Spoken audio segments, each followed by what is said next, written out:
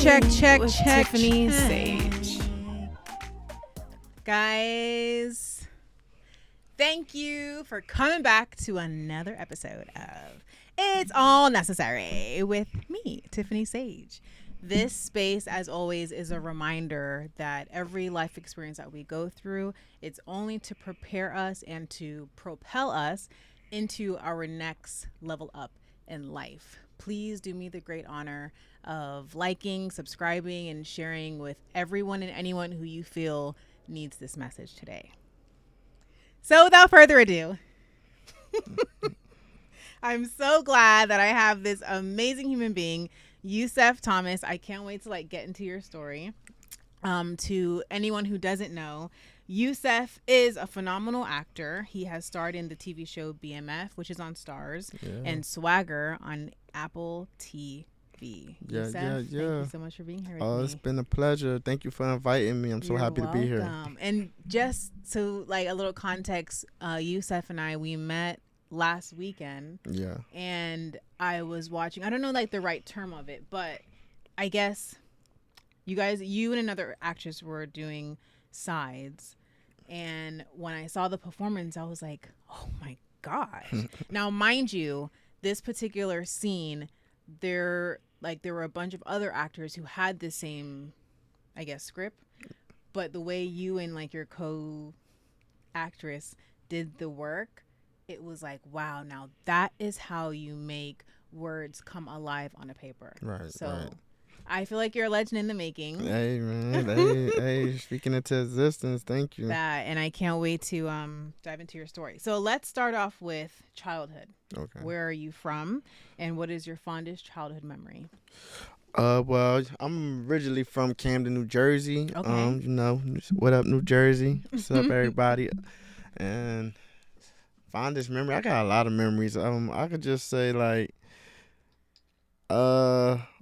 one moment that I really was when my grandma, she had got a whole bunch of mail. All my cousins was over. Mm-hmm. They came from Sellersville, PA, so they don't come around often. So when they came around, I'm going over there and chilling. So we chilling, and then my grandma, she opened up the mail, and I guess she had got some a check or something for something. Mm-hmm. I don't know what it was for, but it was enough for her to pay off the house and everything like that. So we was all dancing and everything like that. So I remember that was one of my last moments I see my grandma really, really happy. So. Wow. And how old were you then when this happened?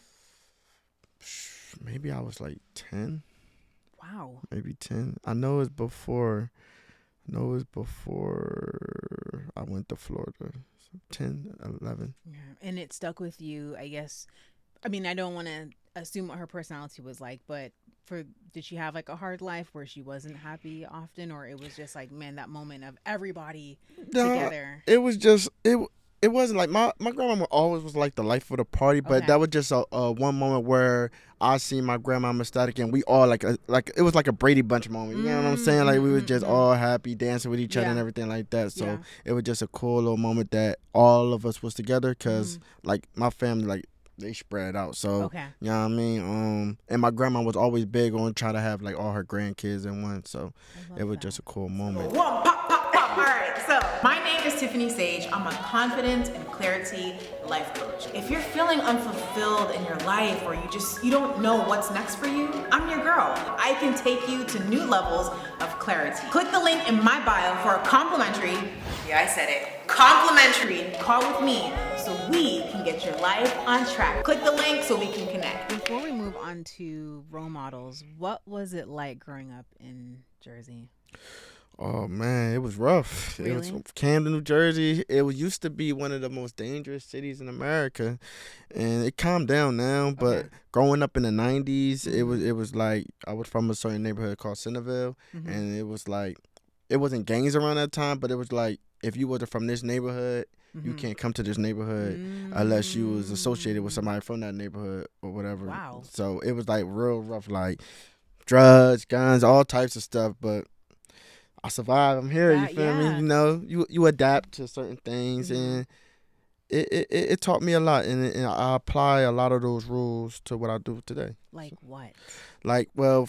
For first off, my coach always said, when it comes to the acting, my first acting coach, he always said, the acting industry is like the streets. You know what I'm saying? So when I didn't fully understand what he meant at the time because I was in the beginning, but when I started to navigate my way through, I started to understand, like, you gotta understand, like, everybody not your friends, your associates, it's business. You get what I'm saying? Okay. You can't like have your poker face on. You can't show your real self. Yeah, like when it's business, like, me and you, we could be cool right now and everything. Yeah. Hey, ha ha ha. But when that contract come, we ain't friends. You know what I'm saying? Okay. And if you think we friends, you gonna feel some type of way how that contract, because you want to spend less and I want to make more. Yeah. And we got to find the middle ground. You know what I'm saying? So it's like certain things like that. It always taught me to, like, never blow your cool and expect. Wow. Yeah. Oh, this is going to be good. Yeah. I can tell you're very, how do I say this? I don't want to say this. The only word that's coming to my mind is a dodo head, but that's not what I'm trying to say. But I just feel like as young as you are, you have so much wisdom, and I just can't wait to dig into that. So role models, did you have any growing up? Yeah, I had role models. My two role models always was, the first one was always Dame Dash. Dame Dash. I don't know. I was a kid and I saw the Jay-Z pimping video, and I just used to see Dame Dash dancing with the bottle. He just looked like a boss, and I'm like, yo, I want to be like him. You feel me? Because he the one who running everything, and once I really started getting in tune with music, it was because of that moment. I was at my grandma's house watching that music video, and I'm like, dang, like they. And how I used to see how he articulate and talk, and it was just like, dang, somebody that's like from the hood, from our culture, and know how to like empower people. So when I was a kid, I just always used to look up to him. And then the other person I used to look up to was DMX. He was just cool. He was just, man, I love that's one of my favorite rappers, man. He was just like, I felt like he was everything. Like, I gotta explain it. Like, I felt like he was like that one person that could go to like everybody's city and like won't have no problems. Like, everybody that's everybody uncle. Like, he was cool, from the streets. He was very talented. He was heavily into God. He was transparent about battling his own things, which a lot of people is afraid of. True. Like, being transparent about what you're going through. I wonder why, like, being not naive, but just asking, like, why do we not want to be vulnerable, I guess, to say?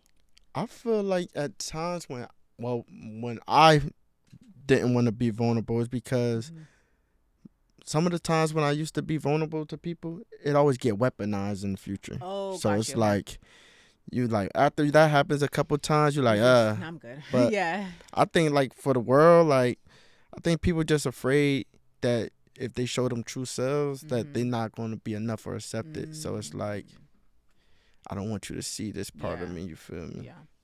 With the Damon Dash role model, were there any steps that you took? Like, for example, when you saw him like with the bottle and stuff, did you then say, okay, well, let me get a bottle from the kitchen and like practice it? Like, were there any steps? I ain't gonna hold you because my grandma had a lot of bottles. Okay. I probably did.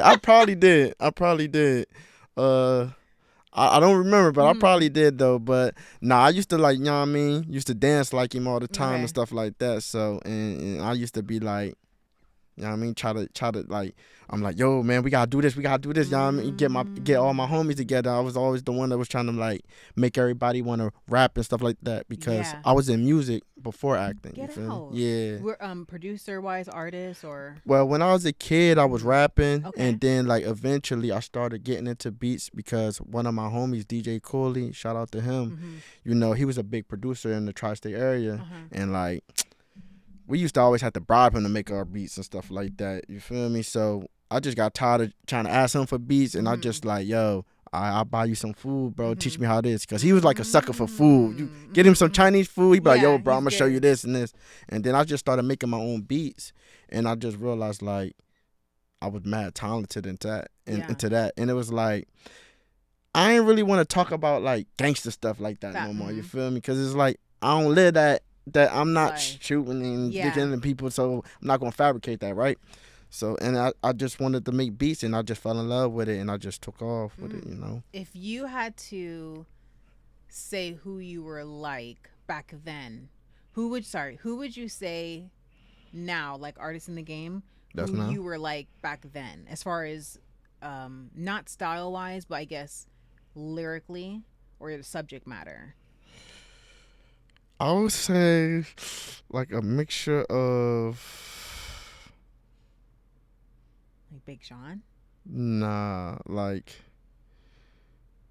Joel Santana. He played a Ooh, big okay. influence on my rapping style. Uh-huh. Joel Santana, a little bit of mix with like me, cause I was lyrical. Okay. You feel me? Okay. I had bars. You know what I'm Okay. saying? But I was talking like a lot of. I was like, I remember. I don't know. Can we talk about certain things on Yeah, here? yeah. But I remember one time I was like probably like 10 years old, Mm-hmm. and I had this one rap. I forget it, but it was like I got an AK on my left and a 9mm on my right. I'm 9 years old. Talk about this stuff Right. like I ain't never even seen these guns and stuff on TV. Yeah. You feel me? And it was like you innocent then, but when you start to get like 16, 17, 18, and you be around people that's really in the streets, and you see what comes with that, it's like it's not me. You feel I'm me? good. Yeah. You know what I mean? I'm good off that.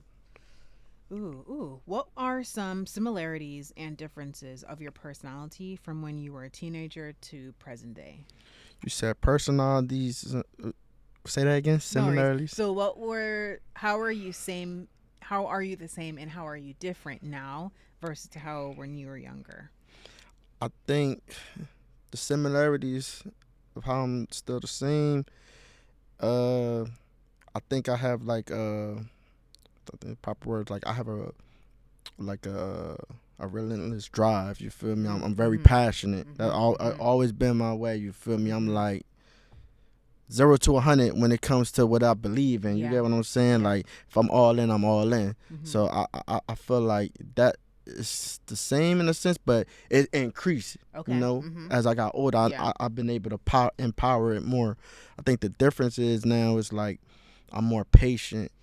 I'm more like I listen to people more. You get what I'm saying? Before I know a lot of times like my parents used to be like, "Oh, you think you always right?"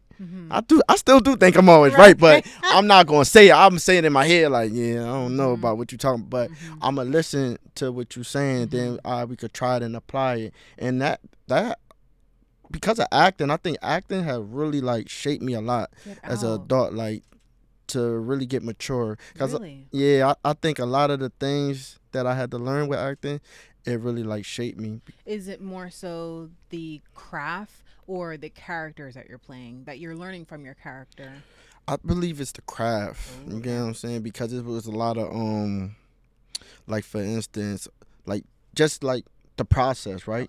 Having patience and stuff like that. One of the worst things that I dislike about, the process is when you do an audition and you like to step away from book and you get a call back and then you do it and then they be like, "Oh, we checking for your availability. We paying for a role."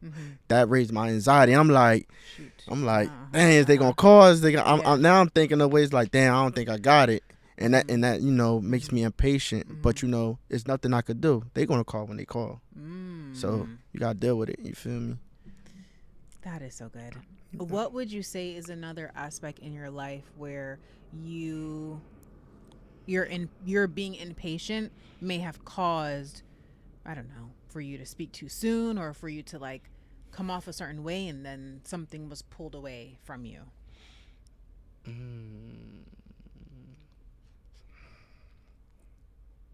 I don't know. You said like I was being impatient and I lost the opportunity or something like that. Yeah, or I guess like for example, let me think of for me. I feel as simple as it is, like if someone, I think more so when it comes to like all of this, if I'm asking for help and someone kind of drags their foot on replying like yes I can do it or no I can't, I'll just be like, no worries, I'll find another person to help out or whatever. And I feel sometimes I don't do it as much now. I mean, I don't really do it ever now because I have a team, but I feel that impatientness of waiting for what the answer is, that person could have came through for me, right? So I probably believe like in the terms of that, maybe like I could have had built a relationship in the industry more stronger. Oh. Like I don't think that like me, I never applied my being impatient to the point where it was like I really lost something Mm-hmm. because I just was like, taught like, you don't never want to like rub somebody the wrong way or Got stuff like it. that. Okay. So I'm still respectful of Yeah. people, but it's like how you said, right? Mm-hmm. If I was like, yo, I'm trying to do this, Mm-hmm. and I'm like, yo, what's up? I got you, Mm-hmm. and then Mm-hmm. you dragging your feet, then I'm gonna be like, well, you know what? I'm cool. You get what I'm Mm-hmm. saying? Mm-hmm. And then I'm gonna do it myself, and then something about me, I'm gonna be like, I'm gonna show you that I could do it faster by myself than with you. Mm-hmm. So I guess it worked for me, Yeah. and it kind of like became like a good bad habit, I guess, because now I got a team and I know how to work with team. But before, I used to realize every time I tried to ask for help, you feel me, it always go left. But then when I do it on my own, People it hits. You see. feel me? One thing I heard, I can't remember who told me this, but there's a power in doing it and people see and then it's like, oh, you're winning, oh, you're Right. doing something, Right. I want to be a part of that, versus they hear the vision but they don't see it, Right. and it's just like, Yeah. so And I had to learn how to accept that too. Like people don't see your vision and everybody's not in you. Cause I used to strongly believe that everybody that I grew up with or I know, I'm like, yo, we all could get it. You feel me? I'm not special in terms of like I'm better than you guys, Yeah. but I feel like we all special because we all know each other and we all got this drive and passion. If they could do it, we can too. Yeah. But when it don't go that way, I used to try hard to just try to get you to Make be a them me. believe. You feel me? Uh-huh. Make you believe, but it's like they don't. You know what I mean? So it's like, And it's a lot of energy too to like be wanting to push someone onto a bandwagon of something. It's like, you know what? This bandwagon's leaving in 5 minutes. Right. You decide, what you want to do, and then keep it moving. What is one moment from your childhood that shaped you to who you are today? one moment from my childhood that shaped me. Childhood. What's childhood? Is it like kid or like? Anything Oh yeah, else? well, High school, middle school. nah. One moment that really had like I guess made me believe that I was gonna be somebody was when I was 12 years old and I was living in Tampa Bay with my dad, and me and my brother Khalif, we was taking out the trash and I'm listening to the cassette player. It was like Jaro living it up. Oh, You know what I'm saying? I don't even know. Living it You know. up. You know what I mean? You know that. You know what I mean? That was that word. You feel me? That was that. You know what I mean? You know what I'm saying? But I was listening to the Living It Up, and I would just walk, and I'm just looking at the stars, and I'm just like, yo, like, I'm going to be a star. So I ain't know what it was, but I'm going to be. Felt Like, it. I just felt it. Like, I'm like, I didn't felt normal. Yeah. You feel me? I know what you mean. You know what I felt mean? I remember writing on a wall. I think I was in, what was I, 14 or something, and I wrote, "I'm a star," and I dated it. And I just sometimes I would think, even now I think back, and it's like, what made me write that? But sometimes I really feel, I think it's the it factor. People who are stars, in no pride or like braggadocious way, but people who are stars, they have the it factor and they just feel it and they know it, and it's only a matter of time. Yeah. That it. Yeah. It's going to come out. That it. It's Yeah. gonna come out. When you got it, you got it. Moving on to the next segment, 100% necessary. Tell me 2 to 3 necessary characteristics you feel one needs to pursue the acting world. You have to be fearless. You How? feel me? Or what does fearless look like? Well, I would say in terms of, because it go hand in hand with being a risk taker. You feel me?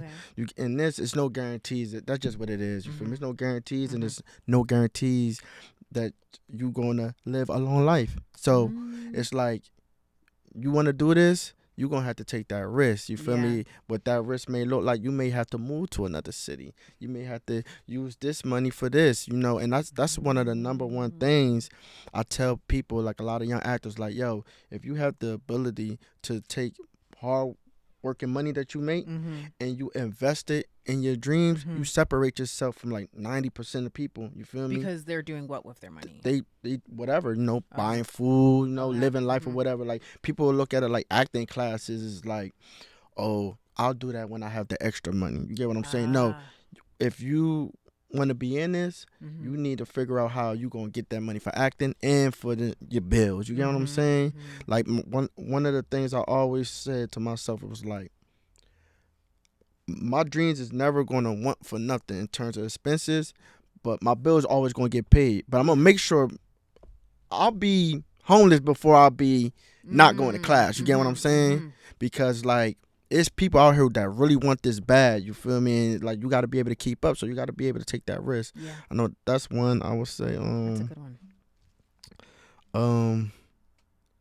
Say the question again so I can remember it. 2 to 3 necessary characteristics that you feel one needs to pursue acting on a serious level. I said fairness. I said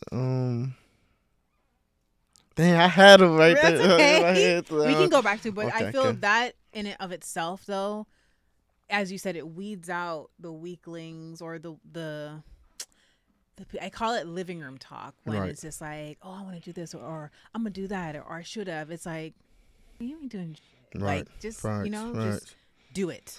I would say, I don't know what the term is for this, but I think one of the things that you need to be able to have when you're trying to pursue this is you have to be 100%, feel me, authentic to yourself, and you have to accept yourself. Because like, for instance, I said this before, like, I have like my left eye is lazy, right? So when I was a kid, they used to, people used to cry, yo, you got a crooked eye or whatever. And I'm like, nah, I got a lazy eyelid. So it used to be like, I used to not like to look at people when I was a kid, you feel me, and everything like that. So, and it goes back to what I said before, like how acting really has shaped a lot of things for me, because I can't be acting and looking this way. True, right there, right? True. So it's like, if I'm going to play another character, I have to have, no flaw that I don't like about myself. You get what I'm saying? Because the character don't care that I'm skinny or I'm big. The character don't care if you have a lazy eye or a small nose or big nose. You get what I'm saying? The character is the character. Whatever the writer wrote the flaws is, that's what you have to play. But if let's say if you insecure about your looks, but the character is overly handsome and he's super confident, how you gonna play that if you never felt that before? You feel me? And remember, I want to say it was Cheryl Lee Ralph at the festival. Shout out to Etienne to Feel Good. That was such a great experience. Man. But when she said, you like live life, and in your living, you can bring all of those colors of you into the character. Yeah, no, definitely. You gotta practice high self-esteem. Yeah, you need that, because man, this industry could break you in all kinds of ways, and as long as you got that belief in yourself, you're gonna do wonders. That's so good. 2 pieces of advice that you feel were necessary for your growth, and it could be growth in the acting or growth as Yusef, the individual. One advice I always heard, but one of the last person that I heard it from was one of my coaches. Shout out to Bruce Blackshear. He was like a great coach, and he definitely helped mold me. He was like, your attitude is gonna ruin you. I used to have an attitude, like I used to have like a chip on my shoulder in a sense, because it was like, I moved from Jersey to Atlanta, and it's like, it's a lot of like, anywhere, it's like, it's cliquish or whatever. You get what I'm saying? And if you in or you not, and it's like, before I was booking and everything like that, it was like, I felt like people was trying to play me and stuff like that. So, I always was moving with aggression and stuff like that. You feel me? I'm also a life coach, so I'm like, oh, this is good. No. But I want to dig into that really quick. When you said the chip on your shoulder, was that anything stemming from the environment you grew up in? I think, yeah. Okay. But every environment, I always used to think that, like, I don't know what it was about me that it was like, for some reason, people didn't believe that I could be the one or I could be the leader. You get what I'm saying? Okay. Like, I could have every answer to this test, and I'm like, yo, I got all the answers, whatever. And they'd be like, nah, we gonna go with him. He got the answers. You know what I'm saying? And that used to always make me feel some type of way. Because, like, what is it about me that you don't believe that I could be this or I could do this? You know what I'm saying? So once that had developed into, like, that bottled up energy, it was like, I'm F the world. You know what I'm saying? I'm gonna show everybody. I don't need nobody. You feel me? I'm gonna just, you know what I mean, crush all enemies. You know what I'm saying? You know, that's like 48 laws of power. You know what I'm saying? Like, that is a great book. You know it helped me through a really bad breakup. Yeah. Well, oh man. It wasn't bad, but I took it bad. Hey, it's a lesson. You feel me? You overcame it. And then last one in this segment: 2 daily practices, personal or business, that help you have a good day.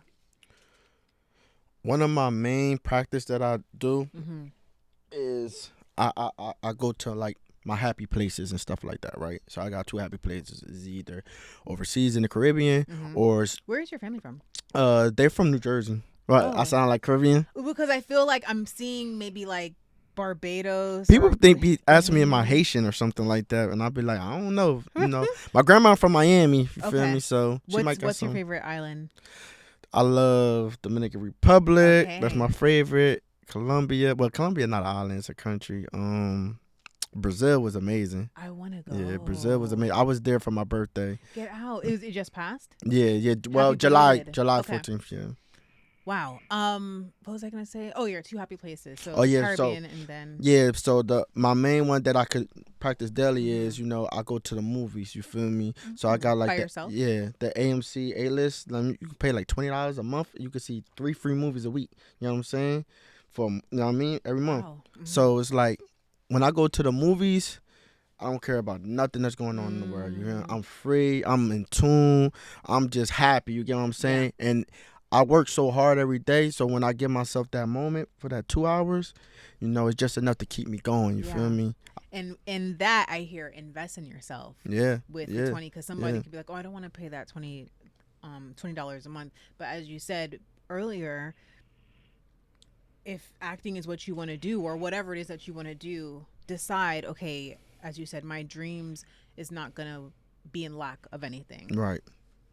Moving on to work and lifestyle. Now, you said something earlier that before the acting, you were doing music. What was the pivot or the calling that made you say, you know what, let me try this acting stuff? Right.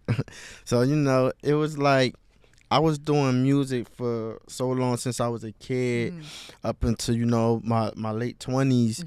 I've been doing like beat battles all over New York, Atlanta. Okay. I was network. I met a lot of people in the industry. But for some reason, it was like, it wasn't taking off. I was getting little progress with it, but even though I was just going hard at it, you feel me? So I was like, you know what? After I finally stopped being afraid and convincing my homies to move to Atlanta with me, I'm like, man, I'm moving to Atlanta by myself. You feel me? For the acting or the music? No, for music. Okay. For music. I moved to Atlanta for music. So packed up my car, you feel me? You know, I was talking to my family, my mom, my daughter, everybody, like letting them know, like, yo, I just feel like something calling me. I gotta get here. I gotta be able to, because I'm not going to be happy if I'm still in this small city. You get what I'm saying? Wait, so out of all, because there's other, you know, cities in the States that you could have went to pop the music off, what did that feel like, where it was feeling the tug was pulling you to Atlanta? Well, I always had like, that was one of the first places I went for a beat battle. So I went to like this it's called SCMC with Cash, big producer right now, Go Grizz. Shout out to Go Grizz, that's my boy. He Metro Boomin was one of the hosts. You know, he's a big producer. You know Metro Boomin is, right? Oh yeah. So I'm a songwriter. Okay. Pivoted into the podcast world. And so I definitely feel you with the music thing, where it's like, oh, it's, you know, feeling like I put a lot of time and energy into a lot of tears too. No, shit. But I think there's a beauty in knowing how to pivot and read the energy. And I think sometimes it can get a little complicated, where it's like, how do I know to just keep going and don't give up? Or, okay, no worries, I have a lot of other gifts that I want, that God is telling me to show the world. Right. So. Nah, that's real. So yeah, I mean, like when I met Metro Boomin, and that was at the time when he started to blow up. He had that song Karate Chop, I think. Karate Chop with Lil Wayne. There was a lot of controversy with that. But, you know, make a long story short, let me know if I'll be talking fast too. No, that's I'm fine. talking fast. I went to that beat battle, you feel me? I did my thing, you feel Mm-hmm. me? I was one of the ones who won. I won some Reebok classics Get from out. Metro Mm-hmm. Boomin. They was red, blue, and white. I Uh-huh. never wore them, but it's like I won these from Metro Yeah. Boomin, you feel me? Yeah. And they was fire, you feel me? I felt so happy. And it was like Mm. the love that Atlanta had gave to me, you know, Mm-hmm. in New Jersey, like how I said. I'm from Centerville. I don't talk to people that's from Parkside, you feel me? Now I do, you feel me? It's all love Yeah. Park. But I'm saying like I don't if I was to be on this area and I'm hanging with these people, people will look at me crazy. You know what I'm saying? Wow. So it's no unity, especially with the music. So that was a major thing. And once I felt that in Atlanta, I'm like, yo, and Atlanta was hot. Mm-hmm. I'm like, yo, I went back to Jersey. I'm like, yo, we need to go to Atlanta. Yeah. They gonna show us love, bro. Yeah. They treated me like, you know, I was already like signed. Mm-hmm. And I just seen it. Yeah. But you know, my homies, a lot of them, they never left the tri-state. I ain't gonna say Camden. They never left like the tri-state because you know we do go to Philly. Mm-hmm. So it's like they like, man, I'm trying to hear that shit. Yeah. You know, they go back on the block. You know, they doing what they doing, whatever. So. And then from there, so then what made you pivot if things were great, you received the love, that it made you, something happened where you're like, I need to try acting. Right. So that happened, like, you know what I mean, in 2012. So I was, like I said, I was trying to convince the homies to come to Atlanta with me for years. Once 2017 came, I'm like, man, forget y'all, bro. Yeah. I'm out. Did that mess up the friendship a little bit? No. Oh, okay. No. They didn't believe it. Oh, okay. One of my homies, I was driving that 12-hour drive. One of my homies, he was on the phone, Tevin. He ain't believe me the whole time. He like, yo, you ain't going nowhere, daughter. He thought I was working overnight or some shit. Couple days go by, he like, yo, where your car at, yo? I'm like, bro, I'm What gone. did I tell you? Feel me? Yeah. Then after a week, he like, yo, you really left? Wow. I'm like, yeah. But when I did that move, and it felt great, right? So once I did that, you know, I'm starting to, like, you know, do my networking thing. Yeah. But it was like a TV show called Greenleaf that was out at the time. Oh, yes, I know Greenleaf. You know that one? So the one who played the uncle, Greg Allen Williams, that's one of my first coaches, right? Okay. I had signed up to be a background actress Okay. I said background actress. Background actor. Background actor on Greenleaf. And once I did that, I saw that he had an acting school in Jonesboro. So I'm like, man, that's cool. I wasn't really into acting, you feel me? I was just like something to do. They about to pay me $100 just to sit for 8 hours. Yeah, sure. So I did that. And they're like, damn, it's cool. You know what I mean? I met the guy. He was on Tyler Perry movies a lot. I think his last name Rucker. Lamont. If I see his Lamont face, Rucker? I'll know it. Something like that. He was in Greenleaf too, though. Okay. But I saw him. I met him. He was cool and everything like that. And then I was like, well, let me check out this class. Yeah. Did the class, all of it. And they was like, yo, man, you a natural. Da, da, da, da. Like, I'm like, man, y'all try to just get me to sign up. Yeah. You feel me? Like, you're just trying to get the money. And then I did it again. And then I just got bit by that bug. You feel me? Once that happened, I immersed myself in acting. People don't even know me for music in Atlanta. That's how much, because it was like this. Once I started to do it and I started to see like the progress I was getting from it and how people were telling me, yo, I'm so naturally talented, and doors was opening. Those are God whispers. I'm like, follow the breadcrumbs too of, you know, the trail. Yeah, and God led me. He put music in me to lead me to what I was destined to do. You feel me? Effortlessly. That, you know what I mean? So I feel like that's a thing where I strongly believe everybody need to chase their dream, because it still is, but I thought my number one goal was to be one of the best producers in the world, right? Yeah. Because I had that belief and I wanted to pursue that, it led me to acting. So if I would have never went to Atlanta for music, I would have never been an actor. I want to say personally, thank you so much for reminding me of that, because I know around the time that I was starting the podcast, I was like, oh man, the music, like I don't want to feel like I let go or like that I'm quitting or whatever. But the music really helped me to get like my first couple of guests on the show. And I think it's so important to remember what's the lesson in this and how is this benefiting me versus I had a vision of what I thought this was going to be and it's not that. And so I'm upset, but it's like, No, step back and look at the bigger picture, you know? Nah, for real. You gotta, It's amazing. It was just like I couldn't ignore that feeling. You feel me? If I felt like, nah, I've been working so hard at music, and God just letting these doors open, I'm gonna go with this. You feel me? I'm gonna go with it, and you know that was the best decision. There's a scripture that came to mind when you were saying like how it was happening so effortlessly. It's a scripture about like you don't have to toil as hard for something when it's a blessing and it's yours. Like obviously you have to put the work in, you know, like you said, go to the acting classes, hone your craft in all the ways that you can. Right. But there is a ease and there's just a way being made when you're doing what you're supposed to be doing. Nah, that's facts. Yeah. And you know the crazy thing too, I don't even think I ever told him about, but like I used to hate. I was like little as hell, right?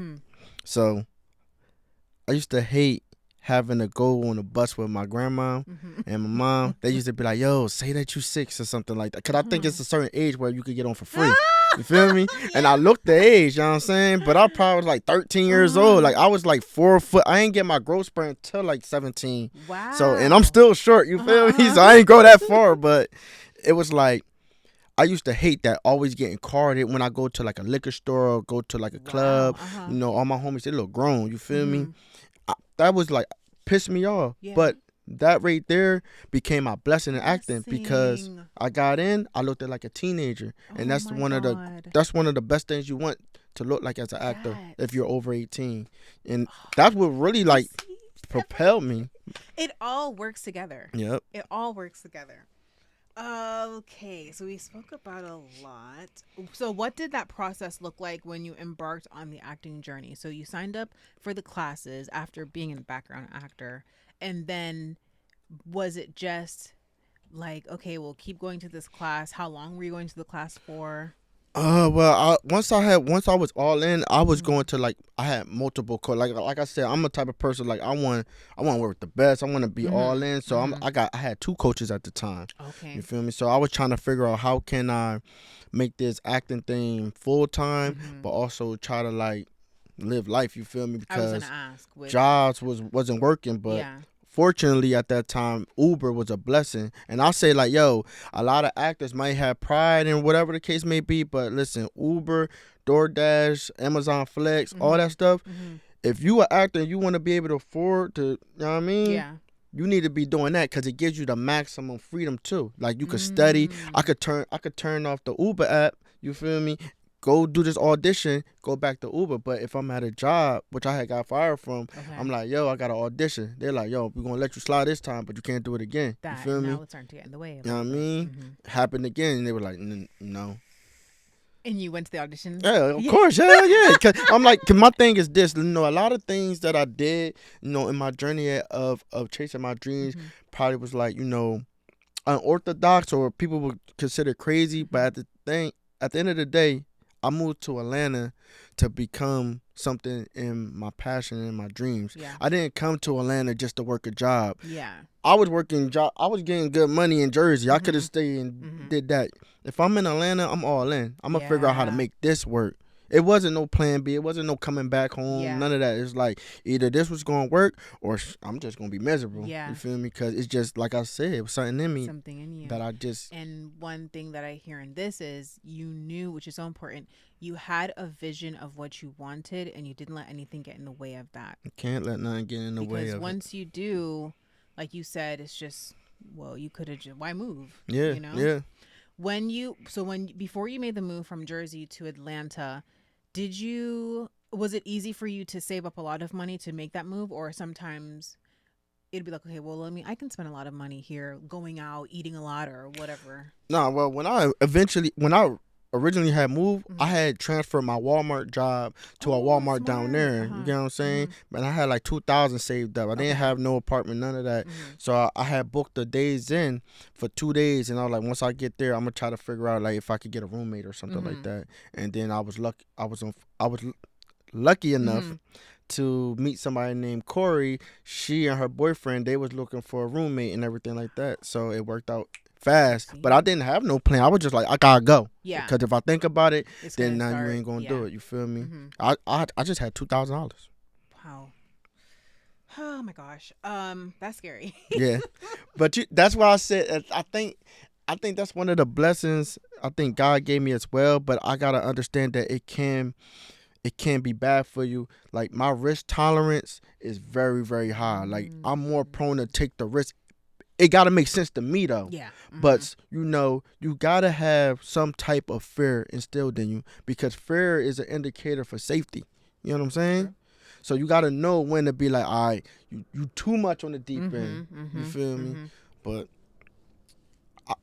man, I'm by any means though. Yeah. You feel me? I'm like, it is what it is. You feel And me? that's why great things have happened to you and will continue to be. I pray that your wildest dream and beyond happens to you. Thank you. Because that's going to be like Thank you. one hell of a memoir book. Yes. It's going to be one hell of a like, I don't know, just a story. I love seeing great people succeed, and it's just like, dang, Right. what? Right. You know? Yeah. So when you did the classes, I guess it was just like you would learn something in the classes.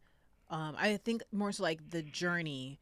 What did that journey look like from when you signed up for the first now I can't get my words out for the first class, and then booking BMF, booking Swagger.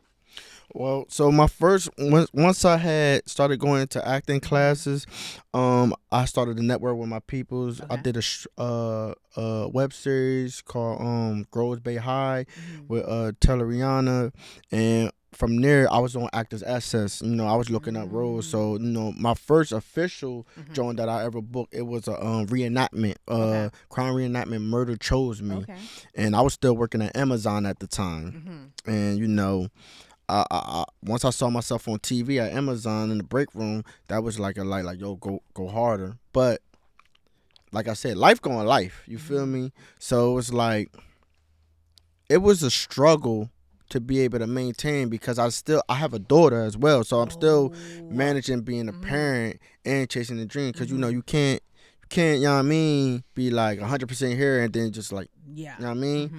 But at the same time, I can't let this go because I ain't gonna feel like a man. So it was like battling with that as a parent and chasing dream. That was very hard because went from my daughter seeing me every day to now she's seeing me on the phone every time, and then she coming over here like every few months. You know what I'm saying? So that was a hard transition for her, me as well. So that kind of like hinder a lot of things. But after like the first year of training or whatever, I felt like I was ready for an agent. And one of my friends, Miss Thea, she told me her agency at the time, they was doing an open casting call. So I had learned this monologue. I had went in there. I did my thing, you feel me? And natural. I seen my agent was blown away. She wasn't my agent at the time, but I was like, yeah, you know what I mean? I did it. But got the call, you know what I mean? That, interested. It was from there. From there, I auditioned probably like 2 times or something like that, and then I had booked my first role. Well, my first like TV side role, P-Valley. You know what I'm saying? Yes. Okay. Yeah. So that felt amazing. You know what I'm saying? Wow. My mom being able to see me on TV, it was like because a lot of like, especially from the hood, I feel like a lot of single black mothers, they just want their kids to do good. They want their kids to be safe. They want their kids to be right. But it was like me doing something that my mom didn't used to believe that this could happen to people like us, and she's seeing like that happen. It was like a light bulb in her. Yeah. She bragging to everybody now. You feel me? Everybody tuning in, watching everything like that. So it was like every time life was getting hard, it was moments like that that like kept giving me the indicators like, yo, you meant for this. Keep going, keep going, keep going. You feel me? But life is going life, and it was a struggle because I gotta pay for this headshots, $500. Boom, car messing up now. You feel me? Gotta pay for acting class. I gotta get a flight to go to New Orleans for a gig. You feel me? Oh, rent. Yeah. Gosh. Let me pay this and then let me figure out how to get this rent done. Yeah. But it was like stuff like that. You know what I mean? And like dealing with being like homeless at the time in certain times in Atlanta. You have to be focused. You know what I'm saying? It's crazy. You know what I mean? The vision. Yeah. There was something that you said that made me want to think. Maybe it'll come back. I'll be all over the place. No, it was good. I was like, that's a question. Let's see. Ooh, what were some lifestyle slash business savvy changes you had to make in the midst of pursuing your dreams? So, for example, if you had a really bad habit of hanging out with friends, now you have to like bring that down to a minimum because you need that time to rehearse. I remember my question now. Is it easy for you to remember lines? After a while, it was. Okay. It was. You know, I feel like that's repetition. Like if you practicing a lot with Mm-hmm. acting and doing your scenes and class and everything, like Mm-hmm. it's gonna be like. Easy. One time I had like a 13-page audition and it was a 24-hour turnaround, and I had got it in the afternoon before. And they wanted you to be off book? Yeah. Well, Stop. you suspected it. Well, you know, they always say don't you ain't gotta be out book, but you Yeah. know, it was a serious regular audition. I'm like, let me get all book. You feel me? Yeah. I got all book with it, Wow. but it was crazy. Oh, damn. But yeah. Lifestyle changes. Well, I feel like, man, for real, I'm gonna be real. Like Mhm. a lifestyle change that I had to say, like, no more of, like, yo, I was like a lover boy, man. I'm like, yo, you can't chase girls no more, man. Like, it's like I'm the type of person, like, if I'm all in with somebody, you feel me? I'm on the high highs, but then if it's going through, it's affecting the work, and it's like, unfortunately, a lot of people won't understand the kind of support that you will need from them in chasing a dream or something like that. Like, you know, having time to study for yourself, being on set, understanding that, like, I can't talk right now. You get what I'm saying? Or my phone may not be on, or whatever your process is. Because once I got an audition, I'm not talking to nobody. You feel me? Whether it's family, friends, or anybody. Just locked in. the character. I'm that character. You get what I'm saying?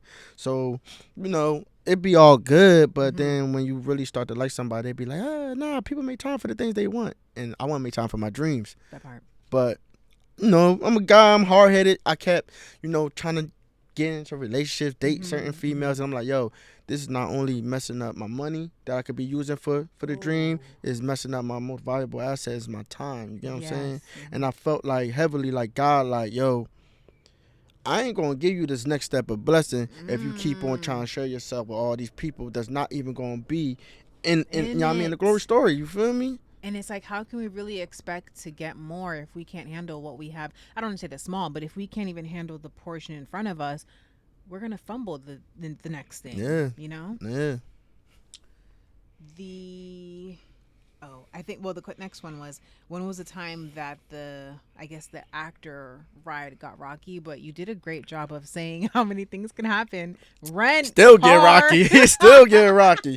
I just moved from Atlanta to LA. Was it LA? Yeah, is that's expensive. right. So what inspired that move? Man, it was just like, I'm consistently booking. I feel like with Atlanta, even though it's a major city, I think once you start booking as an actor and you start being in the end, it's small. You start seeing the same people. You know everybody. I don't have to do the footwork no more in Atlanta. I don't have to network no more as much as, like, because everybody know me. All the casting directors, they know my work, and it's like I felt like it was like a stage, like a level. I mean, like, you know, I was in Jersey, you know, just want to change my dream. Now I'm in Atlanta. I'm in the big leagues over there in the southeast. But once I started doing what I'm doing, I'm like, yo, I'm always hearing, like, you gotta get to LA. You gotta get to LA. You know what I mean? You gotta, because this is where it's really all at. You feel me? But it was a dilemma because some people be like, you know, most of the work is filming in southeast region. You feel me? But at the same time, a lot of people like to say, like, you know, you got that LA stamp on you, you going to propel more. So I'm like, I want to just get my try at it. You know what I mean? Nobody knows me out here, so I recently had booked a role. I can't say yet because it's about to come out. But I booked a big role in LA. So, you know what I mean? Oh, thank you. So we were filming that in the spring. And I just felt like that was like the calling, like, yo, damn, I'm out here working. Okay. And then all my auditions started to be LA. You get what I'm saying? It followed you. It started getting to LA, and I'm like, yo, I live in Atlanta. And my agent is a Atlanta agent, but she know I'm local to LA. I'm local to certain areas of New York. So she was submitting me. So, you know, because I was gonna ask, was she? Oh, was it like she knowing that you're in Atlanta? she still has the reach to book you or to submit you for LA work. Yeah. Got it. Yeah, Okay. because I was local there. So it's like, I wasn't getting nothing for Atlanta at the time. The industry's going through like a thing. You know what I mean? It's weird still, you know what I mean? You coming off of COVID, the strikes and all that stuff. So it's like a lot of people not even auditioning. I was auditioning all this year, you know what I'm saying? So I'm getting all this stuff, LA. But, certain things I can't audition for in LA because I didn't live there. Yeah. So I'm like, it's time. To go. I've been in Atlanta for 8 years. It's time, you feel me? Ooh. And I'm still local to Atlanta, so Yeah. if they need me, I'm gonna flight over there. You feel me? I got addresses there, so it's time to do the work here. I hope you guys are picking up these gems because it's just so many like good things in there. And also too, I want to shine a light on is that in your story of you coming here and then booking, I truly believe whatever the term is, it follows you. Like we need to make the first step and then it follows. Like, oh, that's what you want to do now? Yeah. Bam, I'm gonna follow. For good or for worse. Right. For better or for worse. I think, and it's a lot of times, a lot of people, I think that, I don't know, because I'm still meeting a lot of LA actors, so I don't know how they feel about it, but a lot of like actors outside of LA, they be like, oh, if you LA, you gotta wait 20 years to get your shot and everything like that. I mean, you gonna go out there, you just gonna be, working, like trying to maintain life. And I'm like, man, I'm me. You get what I'm saying? So I booked a big role in LA before I even moved there. You get what I'm saying? With one of the biggest casting directors that's here. You get what I'm saying? So it's like that right there let me know too. Like it was like I booked with her. Oh yeah. You know what I mean? Like that's who you want to book with. You feel me? Like so. That sounds. What is that? I feel like there's a lot of self-belief. Like someone has to have the self-belief, but then also too, I guess just timing. Because I don't remember specifically, but Morgan Freeman, I feel like he didn't get his shot until he was way older, but he is now Morgan Freeman. You know what I mean? Right. So it's like, I guess everybody has their own journey, but kudos to you for doing that because I don't feel like that's normal. Right. But you did the work.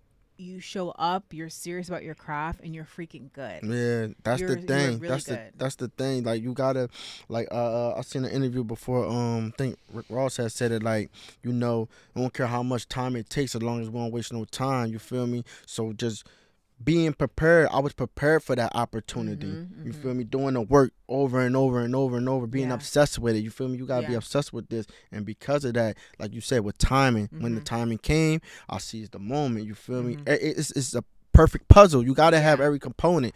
With a bit, you gotta believe in God. You know what I mean? Luck, everything. You want everything. You need all of it. You feel me? But it's like my boy, he on BMF, right? Shout out Tyshawn Freeman. He play hoop. He said like, yo, this acting stuff is like being equivalent to getting struck by lightning, right? But us, we got to get struck by lightning over and over and over. Like, do you know how rare that is? Like, being an actor that's making over $11,000 to get health insurance is down there like the 1%. You get what I'm saying? Like, people ain't really making money yearly off this. So to be able to be on a show like BMF for 3 seasons, that's not normal. You feel me? So you gotta take that and just keep running. Keep running. Moving on to Essence. What do you love most about yourself? What I love about myself, I love that I believe in myself. You know what I'm saying? I love that nothing can infiltrate my mind what I'm destined to be. And I think that's like a great quality to have because once you master that quality, it won't push people away. It inspires people. People see that light on you and they be like, yo, so many people be like, man, damn, bro, like, yo, what you be talking about, how you move and things that make me want to do that. And it's like, I think that's another calling. You get what I'm saying? That God, he blessing me this because he know in my heart that I'm going to share with other people and I'm going to help. I'm going to inspire people. Like, that's one of my biggest goals. You get what I'm saying? I want to be able, because I chase this dream. Yeah. Millions of other people chase their dream. Oh my that's your responsibility. You feel me? So you gotta keep going. So I think that's one of the good qualities. What do you value most in life? Value most in life? I feel like well, I don't want to say time, but I was let's thinking say time. I'm still learning that. You feel me? Mhm. I'm still learning that because it's like I value family, I value Mhm. time, I value life, but I would say time. I would say time, because it's things that you can't get back. You feel me? Yeah. Moments and times. Like Mhm. even now, like my biggest moments, you feel me? My mom, she passed away, you feel me, Oh, in okay. 2020. So it's Mhm. like she not able to physically Mhm. be here for all these things that's Mhm. going on and stuff Mhm. like that. You feel Mhm. me? So it's like even though it was meant to be how it meant to be, I always feel like, damn, yo, I wish I wasn't playing so much with my time. You get what I'm saying? I Mhm. wish I was able to do this so I could be able to get my mom a house, get my Yeah. mom a car. You know what I'm Oh, saying? So she yeah. could be able to be the beneficiary of Yeah. this. You feel Of the me? stuff. So I Mhm. feel like it's time, but Okay. I'm still learning on that. Like, Mhm. I don't know. What is it for That's you? fair. Who? What do I most value in my life? I feel. I would say energy. Like I value stuff like this, like great conversations where it's just like I know I'm going to be driving home and like, man, that was so good, and like how everything connected, like your youth and how it worked for you. I think right now energy, because sometimes when I don't, some days where I don't have the energy to be the Tiffany Sage, it's just like, damn, this really sucks. Yeah. But yeah, I think energy, me giving the energy or me receiving it, and it's just like, dang, I feel like I can fly, Nah, yeah, that's real. yeah. Nah, energy is real. It's needed, Hmm. man. Being surrounded by winners. What limiting belief did you once have about yourself that you then overcame? Unlimited belief. Um, I'll say for me with the music, I'll never forget when I wrote, I'm laughing but it's not funny, but I was writing a really good hook and a decent verse, and I was singing it, and in the booth, and then the engineer was like, yeah, but we got to get a real singer to do it. And I'm just like, oh shit, oh damn. man. And I feel, and then so after, I mean, many years after that, I was like, well, let me try the artist thing, because the songwriting wasn't popping off. Right. And that was my goal, to be like, the looked up to Esther Dean, all of the big writers, The Dream, Mm. Diane Warren. And I was like, you know what? F him. F Nah, for real. him. Fuck Because I that. Fuck know him. there are some people that would just be like, oh, I listened to this record on your EP or your album, and it's like, it's so good. And it's like, wow, had I listened to that guy, I wouldn't be the face of my voice. Right, right. Hmm. I think. Say the question. I guess I can say it Hmm. right. How What limiting belief did you once have about yourself that you then overcame? a limited belief? Like I believe that like how I said before, a lot Hmm. of people, used to be like, I ain't rocking with you or whatever like Hmm. that. Believe it like that. I ain't good enough to be able to make it. I ain't good Yeah. enough to Hmm. achieve or something. Like it's something that people see on me, But it went to like I had to build that self esteem. I had to love myself, Hmm. and once I started to love myself, I overcame. Like I don't care if you don't think I'm the one. I'm Yeah. gonna show you I'm the one with results. You feel me? Mm-hmm. So that's. I feel like that answered the question, Yeah. right? Like Hmm. you know, um, That was good. yeah, Ooh, this is. I'll answer it too, so you're not alone. yeah. But what are you avoiding in your life right now, and why? Avoiding my life right now. And why? Let me think what mine would be too.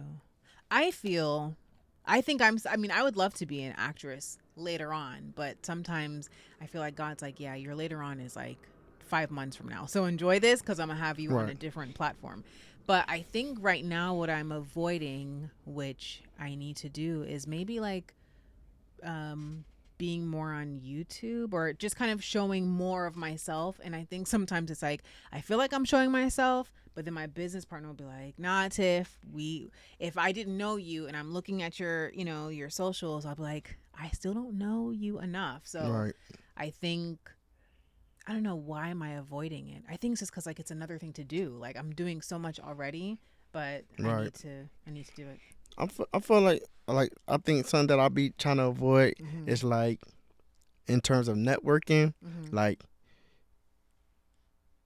going to like, let's say going to you first, you Mhm. feel me, and introducing myself, Ah. I'll be like so happy that you introduce yourself to me Right, first, yeah, yeah. because it's like I think that's one of my fears I have. You feel me? I don't even like to say I have a fear, but Mhm. you know, transparent, real. It's that going up to people, you feel me, Mhm. and networking. Like Mhm. when I went to that event, Mhm. I'm like, I don't know nobody. You feel me? Oh, But and I would because have thought you knew everybody, like most of the people there. nah, I only knew the one of the The coaches. girl. Yeah, you know what I Oh, mean, because he was on okay. BMF. You feel me? Uh-huh. I never met the girl.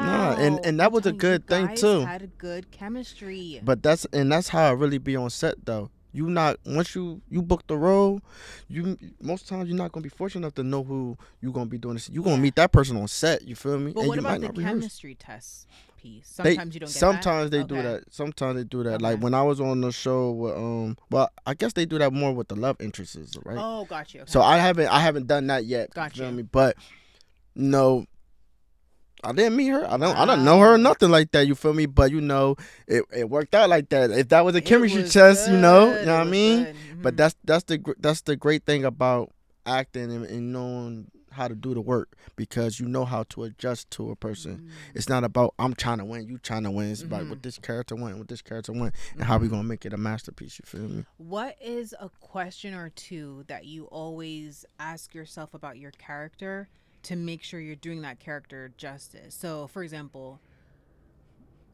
let's make something up.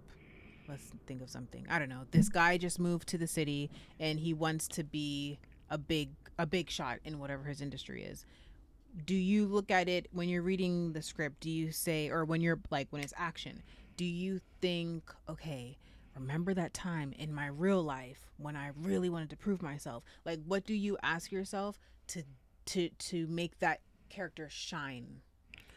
I mean, depending on like, well, in terms of with that situation, Mm-hmm. I wouldn't necessarily like go to like a past memory or whatever. Mm-hmm. I'll make his reality mines. Mm. So like if like he coming to a new city, he want to be a Okay. big shot. Mm-hmm. And am I approaching this from like an audition, or am I already Audition. Mm-hmm. okay, so if it's like an audition, you really could create your own world. You feel Mm-hmm. me? Because this the moment where you showing them Mm. what you see. You Mm-hmm. feel me? Mm-hmm. So I'm going be like, who is the big shot of this city, right? You know what I Mm-hmm. mean?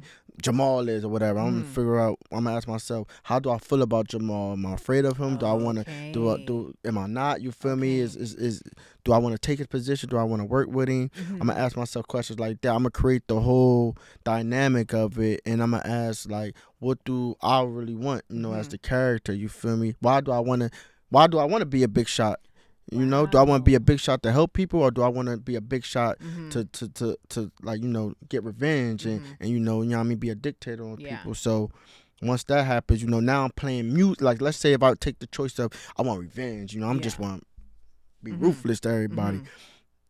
I'm playing music that relates to that. You feel Oh, to me? get you in that. I'm Okay, walking the becoming. scene and I'm feeling it. I'm listening to this music. Oh, I'm shoot. riding around like if I'm a gangster and I'm looking at this city and I'm like, yeah, I'm about to take over LA. Oh, I'm wow. playing So some music it like, makes I sense mean, now. So you said that you become the character in all of the ways. It's like you become the character even before you get on set. yeah. Wow. Before I get on everything, I write down everything. I look at how he dressed. I'm going to feel the clothes that he wears before I even get on set. You get what I'm saying? Mm. I got to feel what it looks like. You know what I Mm-hmm. mean? I Mm-hmm. might go in a grocery store. You feel me? I'm gonna be that character. I'm gonna look at somebody like how I was saying. Yeah. They ain't even gonna know. They might be like, oh, what the fuck? He looking Yeah, at? but you You know know what why I you're mean? Yeah, doing I it. know why it is. You feel me? So Mm-hmm. I think That's really be. Is that method acting? Is that the right term? I guess yeah. I do Uh-huh. I do a little method and I do a little. It's like a mixture of Okay. stuff. You feel Okay. me? Yeah, yeah. Ooh, if you had a pep talk with your younger self, so say you are picking yourself up, let's age wise, high school, picking yourself up from high school, what pep talk would you have with young Yusef with him sitting in the passenger seat? I told him that this moment that you have in high school right Mm-hmm. now, shit, you never gonna get again. You always is him. You feel me? You gotta Mm-hmm. believe that you him. Mm-hmm. You feel me? You Mm-hmm. gotta walk like you him. You can't second guess yourself. You feel me? The reason why you ain't getting the results or the respect that you think that you want because you don't You don't. You're exuding it. Yeah, you ain't exuding it out. You get what I'm saying? Like, you like that girl right there, but you ain't saying nothing to her. So how she know that you like her? How you gonna get her? You feel me? You just like, nah, she ain't gonna like me. Years later, bro, she like you, bro. You blocked her. You feel me? But it would have been like, just enjoy, you know what I mean? Like, really stop worrying about what other people think of you. Yeah. You feel me? Just be. Just be. Last section. This is the fun part. What are you OCD about? OCD? I know I have, like, one of my crazy compulsions is, like, I walk back and forth. You feel me? Like, with anything? Yeah, if I'm thinking, it's like it eases my mind. It's like I see clearly when I walk back and forth and everything like that. Like, I'll be walking back and forth like an hour. You know, you be like, yo, what's wrong with you? Yo, sit still, sit down. I feel like I hate when people smack their teeth when they eating. Oh, that shit just, you know what I mean? It makes me go crazy, and I'll be like, or I'm gonna take your food, cause I don't know if like, I'm really afraid of heights, but I know I don't know if that does with. Cause what's the real term of that? Like, I know, like, compulsion. I don't even know. It's like, wait, of OCD or the heights? OCD. Thing? Oh, I don't even remember. Do you know what it is, Fly? Something. Wait. Disorder. That's all I know. Yeah, like, I know. Compulsory. Yeah, like whatever. But, like, you know what I'm saying? It's like, I don't know. I be OD over that stuff. Like, yo, you smacking your clothes, chew with your mouth closed, bro. Right. If you could only eat one food for the rest of your life, what would it be? Shit, it probably had to be chicken, man. Really? Yeah, cause in all the ways, rotisserie. Yeah, nuggets. you could eat chicken in all different kinds of ways. You feel me? And never get tired of it. Like, I'm not really a seafood person. Like, I eat it in, like, quantity. Like, you know what I'm saying? Like, Tuesday, if I had some, I'll probably get some maybe next week. Okay. It's not chicken every day. Every day. Every day. Chicken every day, man. If you received $10 million tonight, how would your tomorrow look different? Oh, man. That'll look like... Tell me the vision. That'll look like palm trees. Oh, yeah. Blue water. Oh, yes. A mega yacht. You know what I'm saying? With the bottles like with the bottles like they down. Yeah, man. What would you say your ultimate life motto is? Ultimate life motto is dream by any means. You feel me? Dream by any means. Dream by any means. That's the name of this podcast. I mean, podcast. That's the name of this episode. Hey, man. Dream by any means. And I really mean that. Like, by any means. By any means necessary. Thank you so much, Yusef. Thank you. I appreciate you. Champagne. Hey. I love it.